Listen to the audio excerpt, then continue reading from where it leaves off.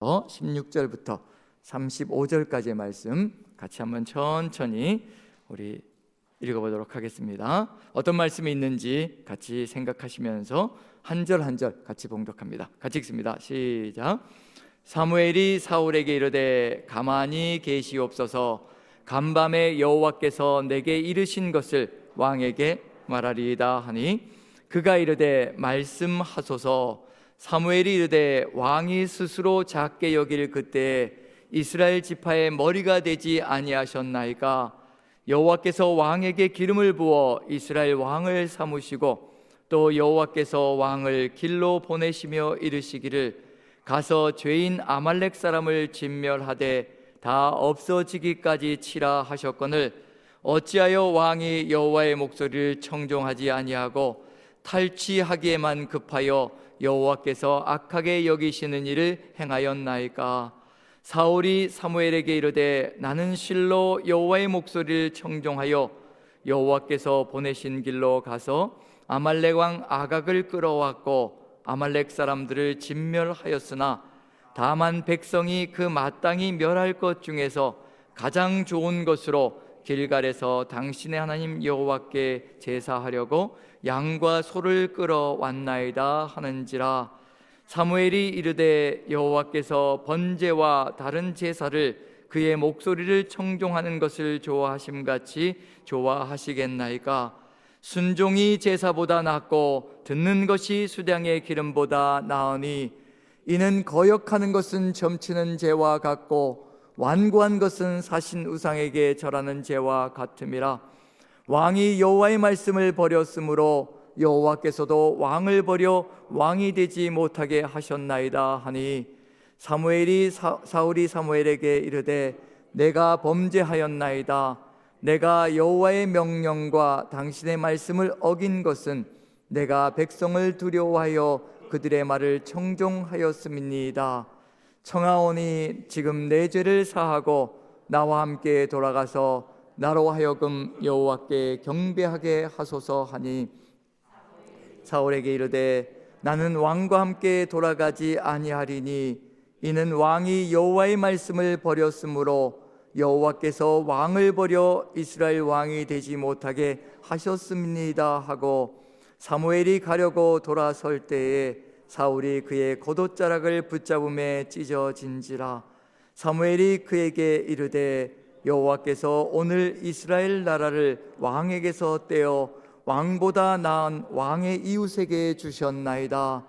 이스라엘의 지존자는 거짓이나 변개함이 없으시니 그는 사람이 아니심으로 결코 변개하지 않으심이니이다 하니 사울이 이르되 내가 범죄하였을지라도 이제 청하옵나니 내 백성의 장로들 앞과 이스라엘 앞에서 나를 높이사 나와 함께 돌아가서 내가 당신의 하나님 여호와께 경배하게 하소서 하더라.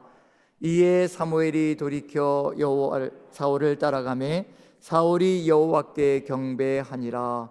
사무엘이 이르되 너희는 아말렉 사람의 왕 아각을 내게로 끌어오라 하였더니 아각이 즐거이 오며 이르되 진실로 사망의 괴로움이 지났도다 하니라. 사무엘이 이르되 내 칼이 여인들에게 자식이 없게 한 것 같이 여인 중 내 어미에게 자식이 없으리라 하고 그가 길갈에서 여호와 앞에서 아각을 찍어 쪼개니라. 이에 사무엘은 라마로 가고 사울은 자기의 집으로 올라가니라.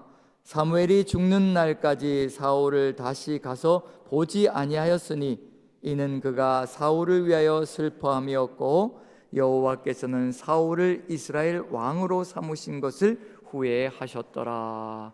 아멘, 아멘. 네, 묵상 시간 없이 같이 말씀을 나누도록 하겠습니다. 왕도에 대한 이야기가 사무엘상 15장에 가득히 들어차 있습니다. 왕이라는 단어가 굉장히 많이 등장하고 있다는 얘기는 사무엘상 15장은 왕도에 대해서 우리에게 가르치고 있다는 것을 보여주고 있는 중입니다. 비록 사울이 실패하고 끝장나버리고 말지만 그럼에도 불구하고 우리에게 사울의 실패가 보여주는 이야기는 소중한 교훈을 제공해 주고 있습니다. 왕도가 어떤 것인지를 우리에게 알려주고 있기 때문에 그렇습니다. 왜냐하면 하나님께서 우리를 왕같은 제사장으로 이 시대에 부르셔서 우리를 이 세상 속으로 집어넣으셨다는 것은 우리가 두 가지를 가지고 있다는 것을 의미하는 겁니다. 왕이면서 제사장이라는 것을 알려주고 있는 중입니다. 그래서 왕도는 우리에게 너무도 소중한 의미를 가지고 있습니다. 왜냐하면 우리의 삶의 모습이기 때문에, 모습이 되어야 하기 때문에 소중한 의미를 제공해 주고 있습니다. 그런 점에서 사울이 실패한 내용도 우리가 그것을 통해서 교훈을 받고 어찌 걸어가는 것이 하나님께서 기대하시는 왕도인가, 정말 왕의 길인가, 우리가 서 있어야 될 삶의 길인가를 우리가 살펴본다면 의미 있는 시간이 되지 않을까라는 기대를 가져봅니다. 그래서 어제 우리가 읽었던 내용들과 연결시켜서 간다면요, 어제는 사울이 아말렉과의 전투에서 결국 또 실패하고 마는 그런 이야기가 등장했습니다. 그 실패한 이야기가 바탕이 되어서요, 이제 오늘의 이야기 네 부문으로 나누어지는데 첫 번째 세 부문은 무슨 내용이냐면요, 하나님께서 기회를 제공해 주시는 겁니다. 회개할 수 있는 기회를 계속해서 3차에 걸쳐서 첫 번째, 두 번째, 세 번째 기회를 주고 있습니다. 사무엘을 통해서 하나님의 말씀을 전달합니다. 그 얘기는 뭐냐면요, 돌이키라는 의미가 들어가 있습니다. 돌이키면 기회를 또다시 제공받을 수 있고요, 다시 살 수 있는 길을 열어갈 수가 있습니다. 다윗도 실패했습니다. 밧세바를 범하고 우리아를 죽이는 엄청난 악을 저질렀습니다. 역시 선지자를 보내셔서 돌이킬 수 있도록 하나님의 음성을 전달해 주십니다. 그 음성 속에는요, 징계까지도 다 포함되어져 있습니다. 그 말을 듣자마자 돌이킬 때 사는 길로 갔던 것처럼요, 사울에게도 사무엘을 보내셔서 또 돌이킬 수 있는 기회를 허락해 주십니다.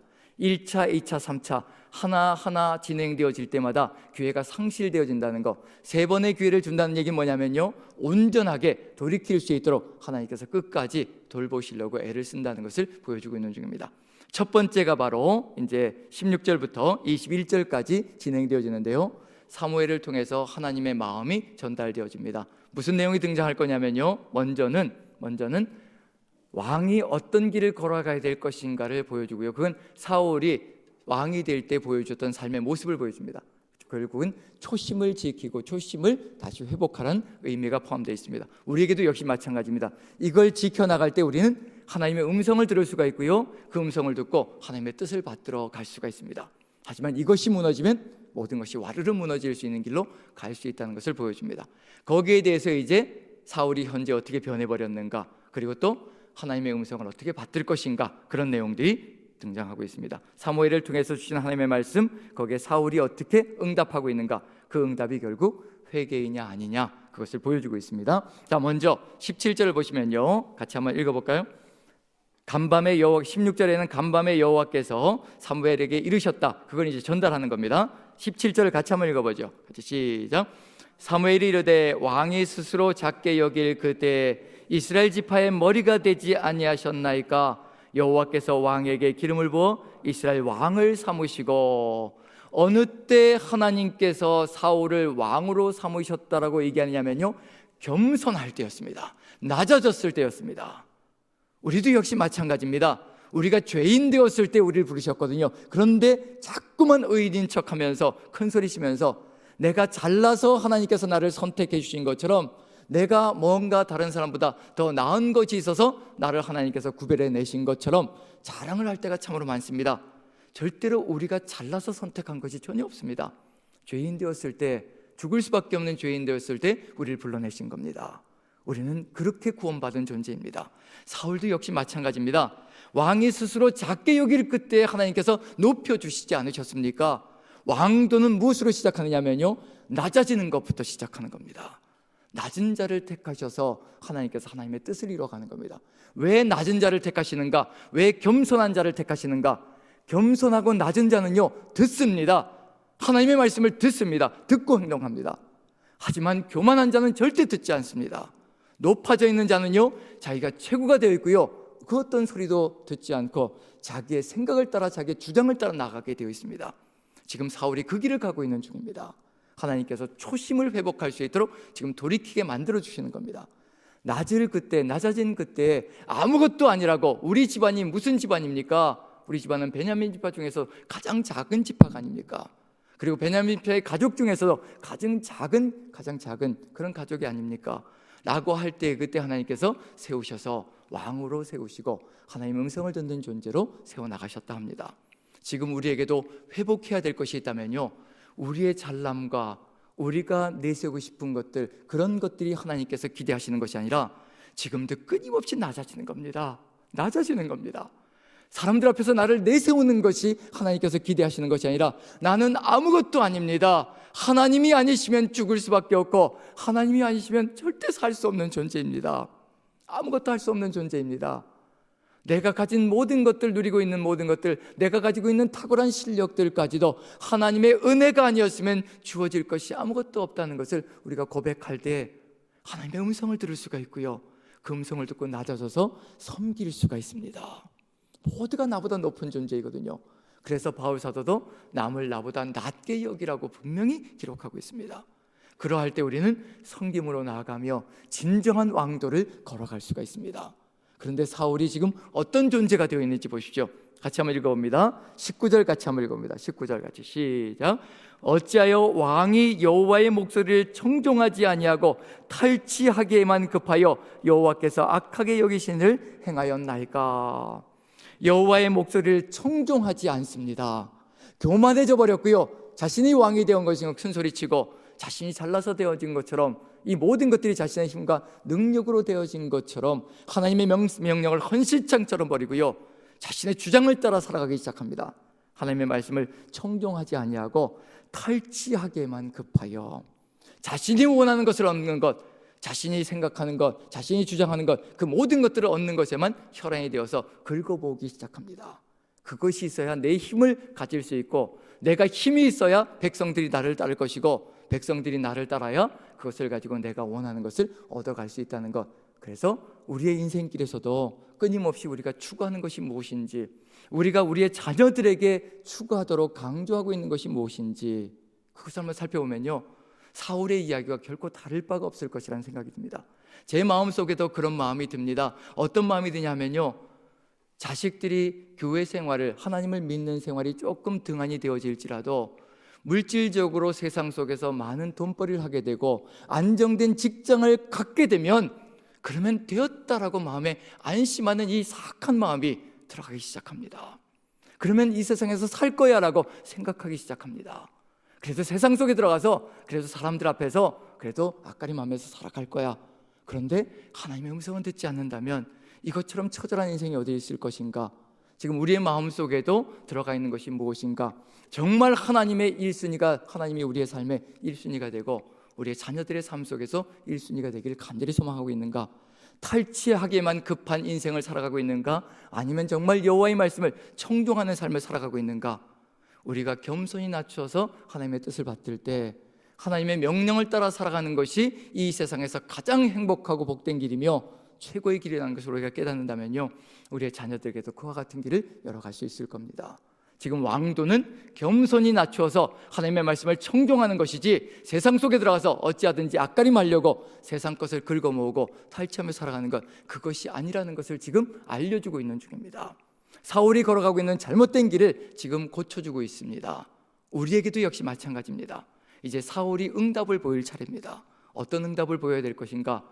돌이키기를 바라시는 겁니다. 바로 초심으로 돌이키고 이전의 그 삶으로 돌이켜서 하나님의 뜻을 받들던 그 시절로 하나님께서 돌이키시기 위해서 선지자를 보내시고 하나님의 말씀을 보내시는 겁니다. 그 말씀을 받들 때 살 수 있는 길이 있습니다. 우리도 역시 마찬가지입니다.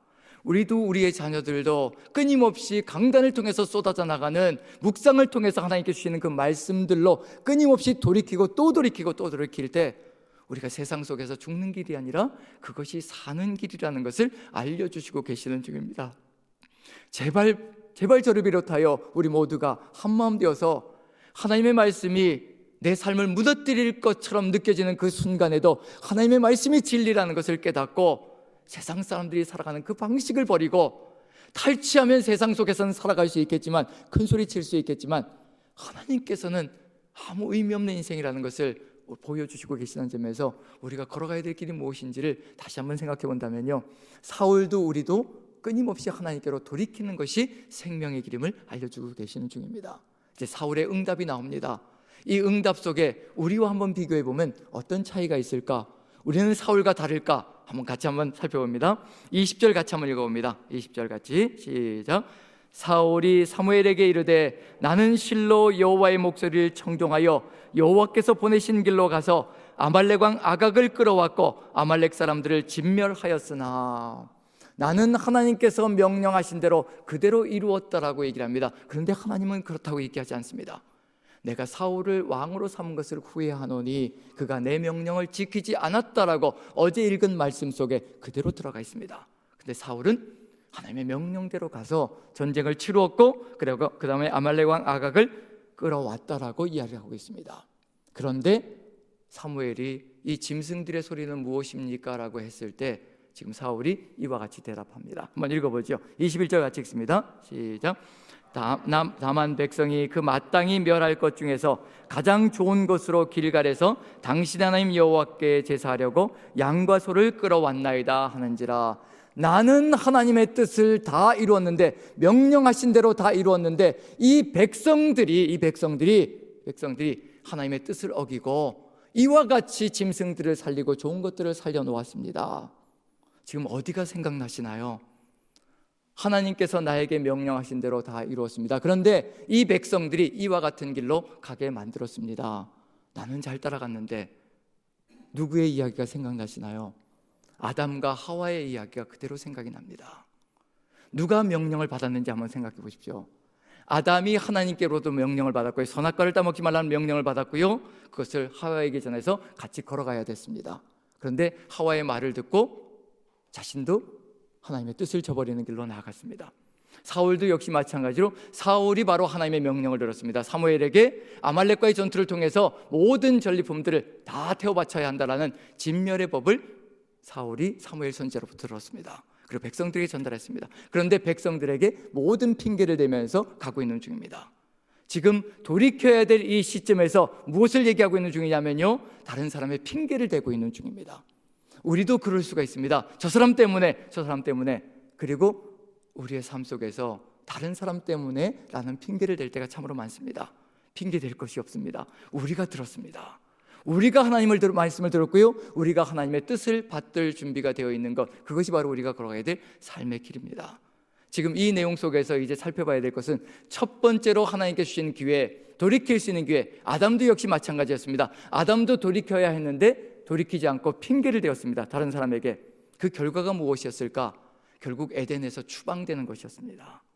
그럼 이제 그 길이 사울 앞에도 놓여져 있다는 것을 얘기하고 있는 중입니다. 쫓겨나는 일이 벌어질 수 있다는 것을 보여주고 있는 중입니다. 하지만 하나님께서는 2차, 3차의 기회를 또 제공해 주실 것이라는 것, 무엇을 해야 될 필요가 있냐면 돌이키는 것이 가장 최선이 되어야 됐다는 것, 그걸 보여주고 있는 중입니다. 그래서 그 다음에 무엇을 얘기하실 것이냐면요, 하나님께서 진정으로 바라시는 예배가 무엇인지, 왕들이 걸어가야 될 예배자의 길이 무엇인지 그것을 알려줄 겁니다. 그것을 듣고 돌이킨다면 회복의 희망은 있을 겁니다. 자, 한번 읽어보죠. 22절입니다. 22절 같이 한번 읽어보죠. 시작. 사무엘이 이르되 여호와께서 번제와 다른 제사를 그의 목소리를 청종하는 것을 좋아하심같이 좋아하시겠나이까? 순종이 제사보다 낫고 듣는 것이 수량의 기름보다 나으니. 하나님께서 원하시는 것이 무엇인가? 돌이킴이 무엇인가? 예배자로 돌이키는 겁니다. 순종이 제사보다 낫고 듣는 것이 수당의 기름보다 낫다. 이것은 우리가 끊임없이 마음속에 새기고 또 새겨야 될 말씀입니다. 우리도 지금 예배자로 서야 하는 그런 사명이거든요. 그 예배자는 어떤 길인가? 순종이라는 겁니다. 듣는 것이라는 겁니다. 그것이 바로 예배자가 걸어야 될 길이라는 것.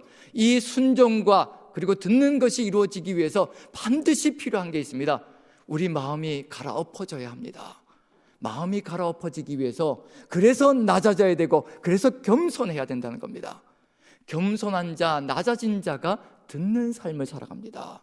하지만 높아진 자는요, 들으려고 하지 않고 말하려고만 하는 안타까운 역사가 펼쳐집니다. 우리는 말하는 것이 우선되어져야 될 존재가 아니라 듣는 것이 먼저가 이루어져야 합니다. 하나님의 말씀을 들어야 합니다. 들어야 살아갈 수 있고요, 들어야 예배자가 될 수가 있습니다. 지금 그 길로 돌이키려고 최선을 다하시고 계시는 중입니다. 첫 번째는 겸손한 자, 낮아진 자, 그 삶을 회복해야 된다고 얘기해 주셨고요, 그것이 바로 예배자의 삶이라는 것을 알려주고 계시는 중입니다. 우리도 역시 마찬가지로 듣는 것, 그리고 또 순종의 길로 나가는 것, 그것이 바로 하나님께서 지금도 기대하고 계시는 것, 다른 것 없습니다. 예배는 무엇이냐면요, 이 자리에 이렇게 나와서 앉아있는 것도 예배가 될 수 있지만, 이 자리에 앉아있지만 말씀과 상관없이 하나님의 말씀은 귓등으로 듣고 내 생각대로 살아가는 삶이 된다면요, 그건 예배자가 아니라는 겁니다. 예배 본질은 순종이고요, 예배 본질은 듣는 것에 있다는 겁니다.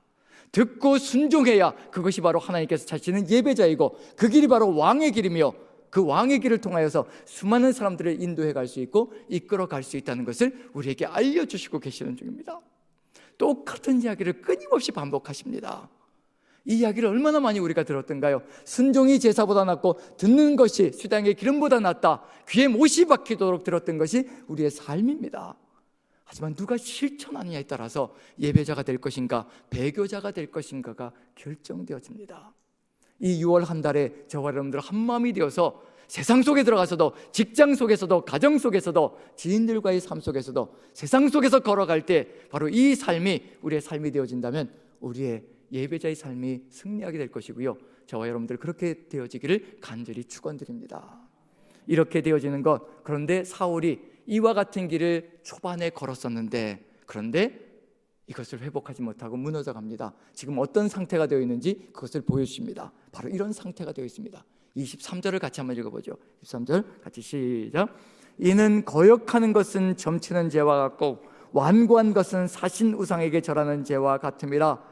왕이 여호와의 말씀을 버렸으므로 여호와께서도 왕을 버려 왕이 되지 못하게 하셨나이다 하니, 왕을 버렸다, 아담이 에덴에서 추방되어지는 것처럼 사울이 왕좌에서 추방되어진다는 것을 얘기하고 있는 중입니다.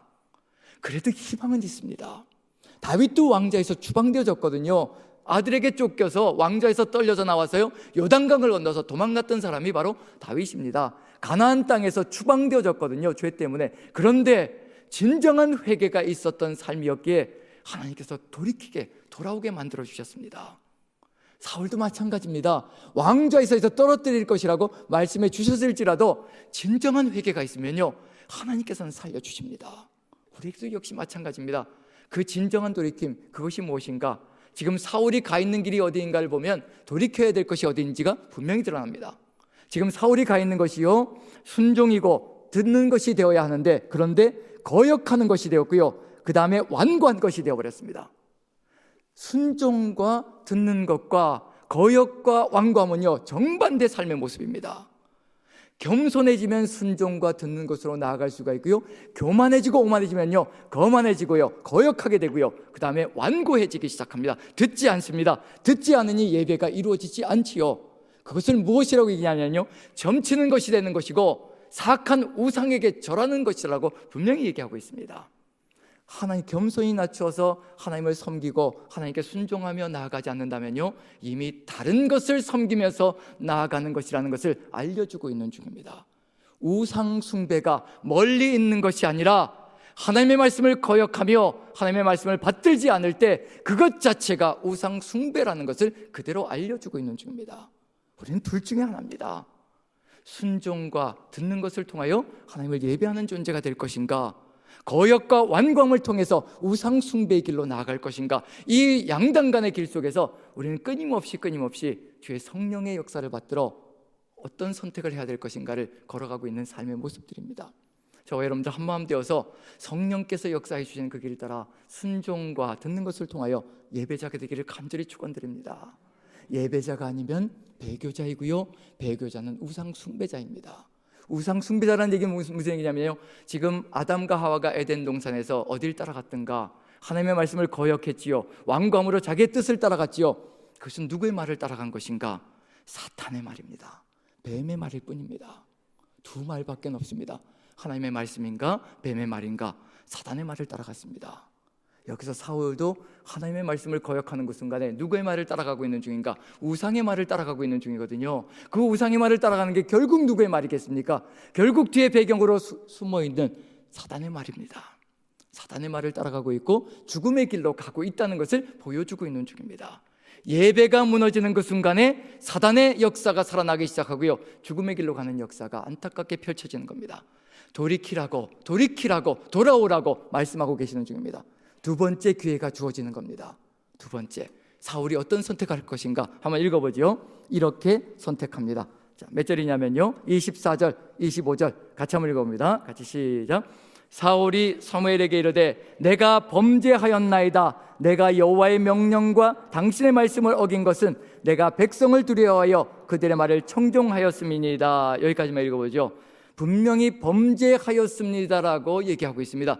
흡사, 회개하는 듯합니다. 누가 했던 것과 똑같은 단어냐면요, 다윗도 역시 마찬가지로 나단 선지자가 왔을 때 그 얘기를 했을 때요, 내가 범죄하였나이다, 똑같은 선포를 했습니다. 사울도 역시 똑같은 말을 하고 있습니다. 하지만 회개는 무엇이냐면요, 삶을 돌이키는 것까지 포함되어진 것이 회개입니다. 입으로만 하는 것이 회개가 아니라요, 반드시 그 다음에 삶이 따라가야 합니다. 내가 범죄하였나이다라고 얘기한 다음에요, 반드시 삶이 달라져야 합니다. 그것이 회개입니다. 그것이 범죄했다라고 진정으로 고백하는 것입니다. 다윗은 그렇게 살았습니다. 내가 범죄하였나이다, 그 다음부터는 변명의 여지가 전혀 없습니다. 한마디도 변명하지 않고요, 모든 징계들을 다 달게 받습니다. 하나님께 주시는 벌 하나하나 그 징벌까지도 달게 받으며, 하나님께서 나에게 저주하는 것인데 저 시므이가 나를 저주하는 것이 아니라 하나님께서 나를 저주하는 것인데, 그를 통하여 저주하는 것인데 내가 어찌 그를 죽일 수 있겠느냐, 가만두어라. 하나님께서 나의 이 처절하고 불쌍한 이 모습을 보고 혹시 긍휼히 여기실지 누가 알겠느냐. 그게 다윗의 모습이었습니다. 그게 회개입니다. 징계를 받을 때조차도 하나님이 나를 저주하시는 것, 이것은 나를 죽이려 하시는 것이 아니라 하나님께서 나를 살리시려는 것이라, 그것을 깨닫고 있는 사람이 다윗이었고요. 사울은 지금 범죄하였나이다라고. 그런데 안타까운 건 뭐냐면요, 내가 백성을 두려워하여 그들의 말을 청종하였다. 백성을 두려워하여 그들의 말을 청종하였다, 그들의 말을 순종하였다라는 단어입니다.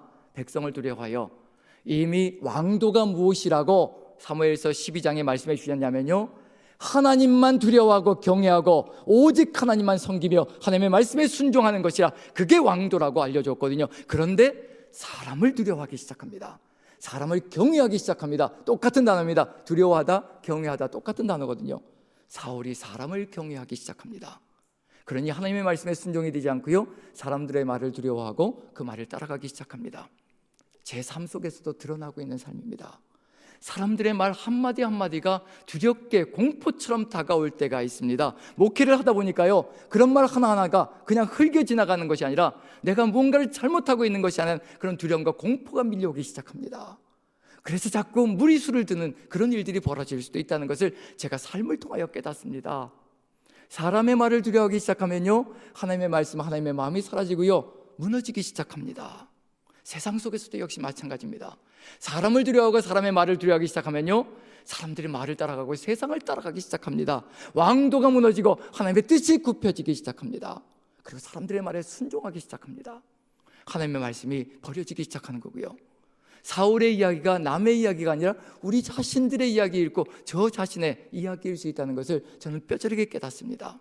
우리 모두의 이야기라는 것은 이 사울의 이야기를 통해서 하나님께서는 우리에게 하나님의 뜻이 무엇인지, 예배자가 무엇인지, 돌이킨다는 것이 무엇인지 알려주기를 간절히 소망하고 계시다는 것을 우리가 깨닫는다면, 우리도 사울을 바라보며 교훈을 얻고 왕도를 올바르게 걸어갈 수 있는 길이 열려질 것이라는 것을 한번 새겨볼 수 있을 것 같습니다.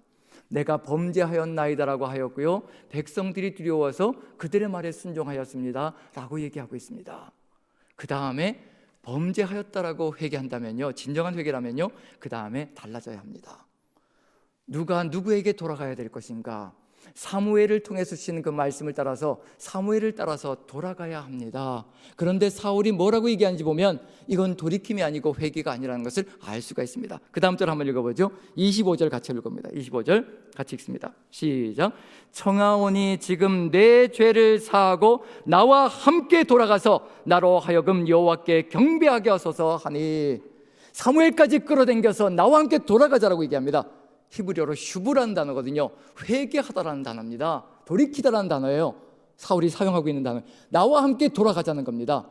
나의 죄를 지금 사하고 나의 죄를 당장에 지금 없는 것처럼 여기고 나와 함께 돌아가자는 겁니다. 누구를 끌고 가려고 하냐면요, 하나님의 말씀을 전하고 있는 사무엘까지 끌어당겨서 누구에게로 돌이키게 만들려고 하느냐면 사울 자신에게로 돌이키게 만들려고 합니다.